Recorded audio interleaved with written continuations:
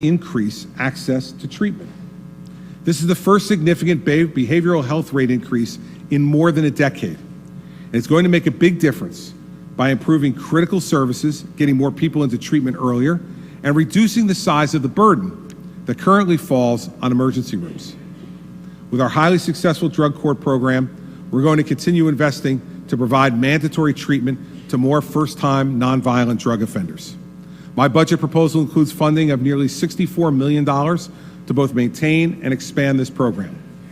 For individuals with developmental disabilities, there will be an additional $48.8 million to create community placement and services, continuing our commitment to what I believe is the most humane policy we can pursue regarding those with developmental disabilities, transitioning individuals out of institutions and into the community where they get the opportunity to live full lives among their families, their friends, and their neighbors.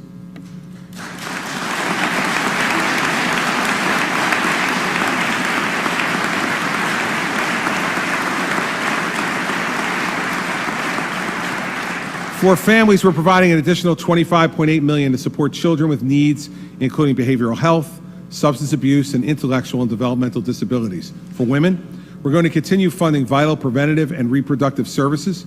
We're providing more than $15 million to support pregnant mothers and young children through the home visitation program. Over $20 million will also go towards supporting women's services and domestic violence reduction programs. And to invest in training our next generation of medical professionals who can deliver the world-class care that New Jerseyans deserve, we're also making a $60 million investment in graduate medical education for New Jersey's teaching hospitals. Since 2010, we've more than tripled our funding to offset the cost of educating our doctors. And this is important to continue investing in the long-term challenges as well as the short-term ones we face in providing top-notch health care to our people. We also are going to continue to invest in improving the quality of public education. In the last 5 years, we've changed the face of education in New Jersey. We've given more of our young people a fighting chance for the future. This budget proposes our 6th year of historic investment in education, with $13.3 billion in direct aid to schools, pension, and health benefit payments. I'm proposing nearly $100 million in additional K-12 aid for New Jersey school districts, making our total investment in that category more than $9 billion. Under this plan, every single school district will have increased funding. We're going to continue investing in our incredibly successful charter school system. The number of students attending charter schools has nearly doubled during our administration, and we've seen charter schools having a huge impact in allowing students to achieve their full potential and turn around education results in at-risk communities. So for this year, funding will be provided to support charter school aid to ensure per-student funding for charter schools remains steady, does not go down.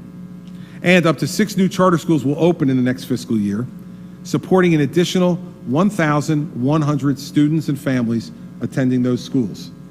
We're going to continue working to expand charter school opportunities for families, especially in failing school districts across New Jersey. And as I said before you last month, at my direction, the Department of Education has begun to take steps to aggressively slash regulation for New Jersey charter schools and give them the tools they need to serve even more students in even greater ways. We're also going to continue strengthening higher education so that all our students can reach their full potential. Our overall higher education funding will be more than $2.2 billion, with steady funding for our institutions of higher ed. Investment in student aid programs will also continue, and we're going to increase them, investing an extra $17.8 million in tuition aid grants, bringing our total funding to more than $400 million. That is a priority that was made clear even during the most difficult economic times by former Speaker Oliver, and I'm glad to continue to increase that program as part of your legacy, Madam Speaker.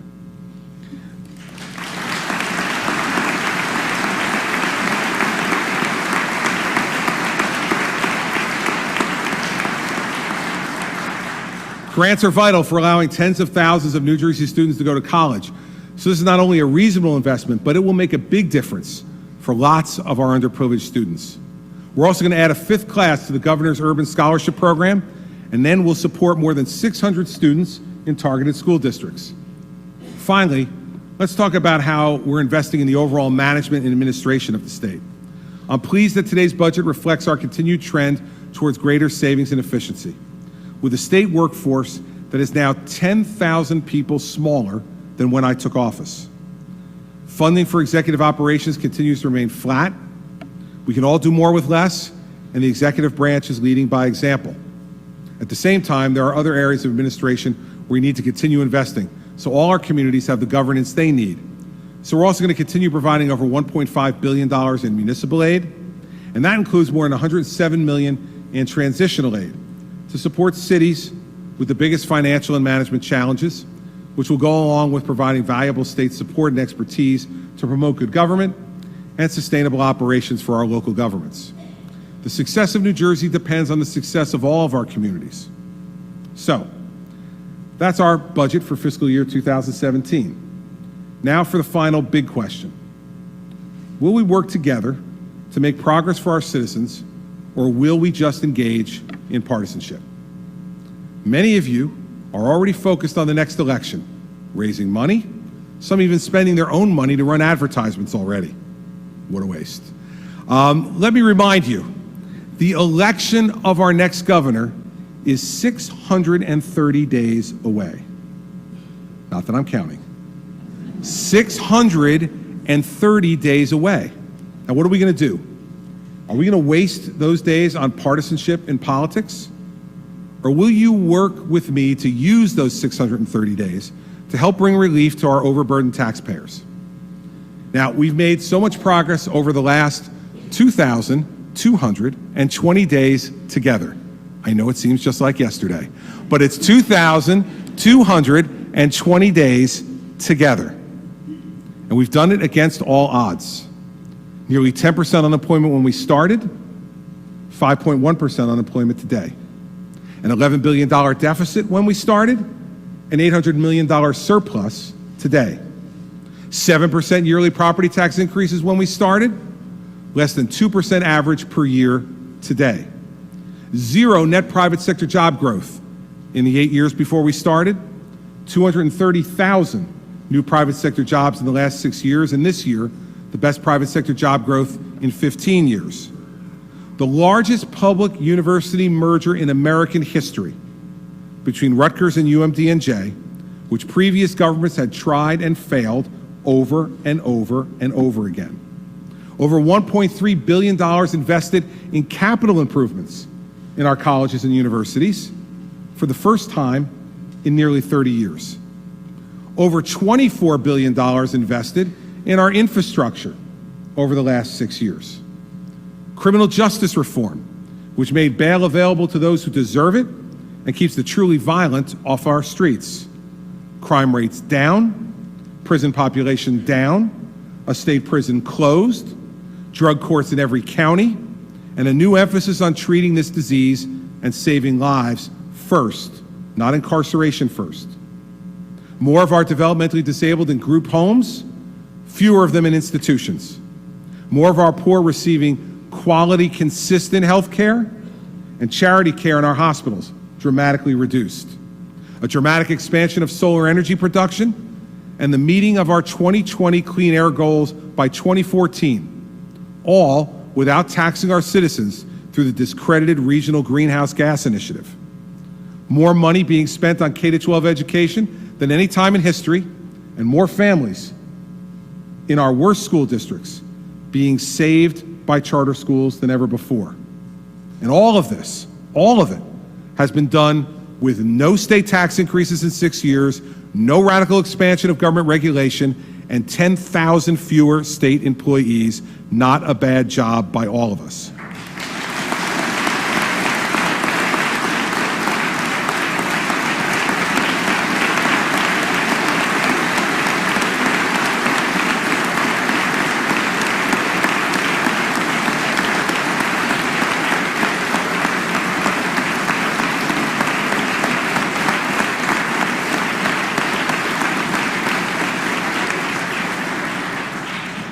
And like it or not,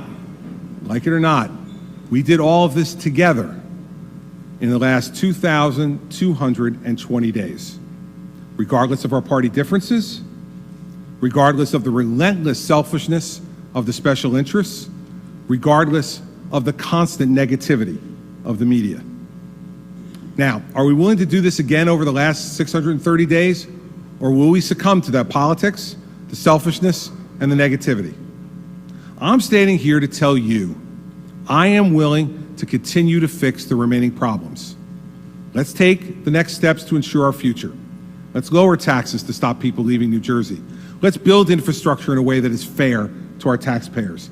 And let's fix our pension and health benefit system in a way that will not divide our people and burden our taxpayers, but will bring closer together the real world and the excesses of the government world. I'm ready to work with you. If you are willing to stop the partisanship and the reckless amending of our Constitution just to score political points, we can sit and reason together for the next 630 days, or we can fight for the next 630 days, and we can leave our citizens devoid of hope. Not my preference. I want to face the future with faith and hope in the people who were elected and appointed to make the lives better of the people of this state. You see, I believe that all the problems created by people, and all these problems were created by people, can be solved by people. And we're the ones, the people sitting in this chamber right now, we are the ones who have to make it happen. Over the years, I've been honored to work with all of you to make good things happen in New Jersey. We don't always agree on everything, but we've always been able to have the hard conversations we need to move our state forward.